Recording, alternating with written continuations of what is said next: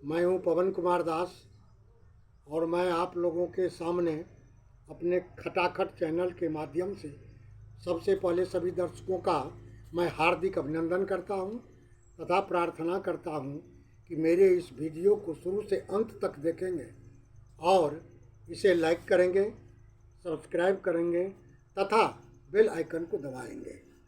साथियों, आज का प्रसंग ब्रह्म तथा प्रकृति से है।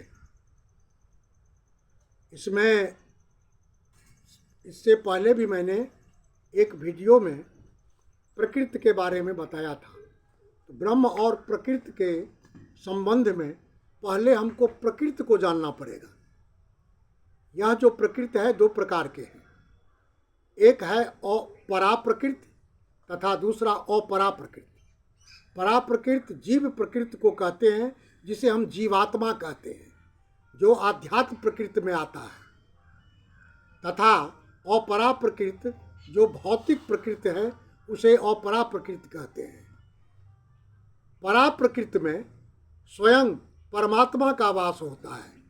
परमात्मा का निवास स्थान परा प्रकृति है, जो आध्यात्म प्रकृति कहलाता है, क्योंकि परा प्रकृति जीवात्मा प्रकृति कहलाता है और आत्मा का नियंत्रण चूँकि परमात्मा से होता है, इसीलिए इसे जीव प्रकृति कहा गया है और इस जीव प्रकृति में स्वयं परमात्मा निवास करते हैं। दूसरा अपरा प्रकृति है, वह भौतिक प्रकृति को कहा जाता है, जिसमें हम और आप सभी जीव जंतुएं हैं। इसी का नाम भौतिक प्रकृति है। और इस भौतिक प्रकृति को जो है सो जिस प्रकार से यह ब्रह्म और ब्रह्मांड कहा जाता है, तो उस ब्रह्म में भगवान उसको गर्भस्थ करते हैं। इसीलिए उससे जो निकलता है, जितने भी सारे जीव निकलते हैं, इसीलिए उसे ब्रह्मांड कहा गया है। क्योंकि अर्जुन से भगवान उदाहरण स्वरूप कह रहे हैं कि मम जो निर्ना भूत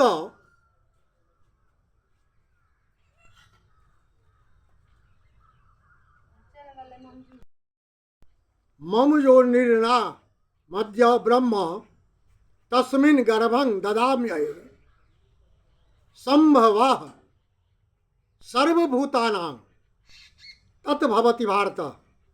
भगवान अर्जुन से कहते हैं कि मम जो निर्णा ब्रह्म, यह जो ब्रह्म है, तस्मिन् गर्भं ददाम्यहम्, उसी ब्रह्म में, उस ब्रह्म को मैं गर्भस्थ करता हूँ, उसमें गर्भ प्रदान करता हूँ। संभवः सर्वभूतानां ततो भवति भारत। हे भारत, हे भरत पुत्र, हे अर्जुन, इस ब्रह्म में मैं इसको गर्भस्थ करके समस्त जीवों का उत्पत्ति करता हूँ। ये सारे जीव इसी गर्भ में रहते हैं, जो प्रकृति, भौतिक प्रकृति का गर्भ कहा गया है, जिसे हम ब्रह्म कहते हैं। अतः ब्रह्म को जानने के लिए हमें इस भौतिक प्रकृति को जानना पड़ेगा। यही भौतिक प्रकृति की जितनी भी व्यवस्थाएं हैं, जितनी भी वस्तुएं हैं इस भौतिक प्रकृति में, सभी के सभी ब्रह्म कहलाते हैं। और उसी ब्रह्म को भगवान गर्भस्थ करते हैं अपने बीज को डाल करके, तभी सभी जीवों का जो है यहाँ उत्पत्ति होती है।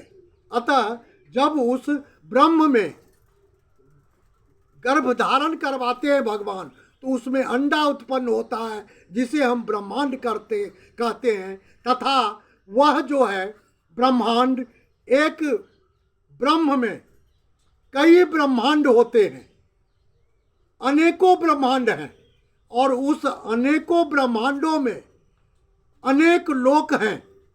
जैसे स्वर्ग लोक, पाताल लोक, नरक लोक, क्या कहते हैं, विष्णु लोक, बहुत सारे लोक हैं। इसी ब्रह्मांड में कई लोक हैं और उन सभी लोकों में, उस अनेक लोकों में अनेक जोनियां हैं, जिसे हम कहते हैं 84 लाख जोनि, जिसमें हम लोगों की उत्पत्ति होती है। और यह उत्पत्ति जो है सो हमारे भगवान जो माता प्रकृति के गर्भ में बीज को डालते हैं, तो वो बीज क्या होता है, तो माता इसलिए मैंने कहा कि प्रकृति शब्द स्त्रीलिंग है, और स्त्रीलिंग जब गर्भ धारण करती है तो उसका जो जितने भी संतान उत्पन्न होते हैं उन संतानों के लिए वह माता ही होती है। अतः यह प्रकृति हमारी माता है। उसमें भगवान स्वयं गर्भ को डालते हैं और वह प्रकृति जब गर्भस्थ हो जाता है पूर्ण रूप से, उसके बाद अपने कर्म के अनुसार, पूर्व जन्मों के किए गए कर्म के अनुसार उसकी उत्पत्ति होती है।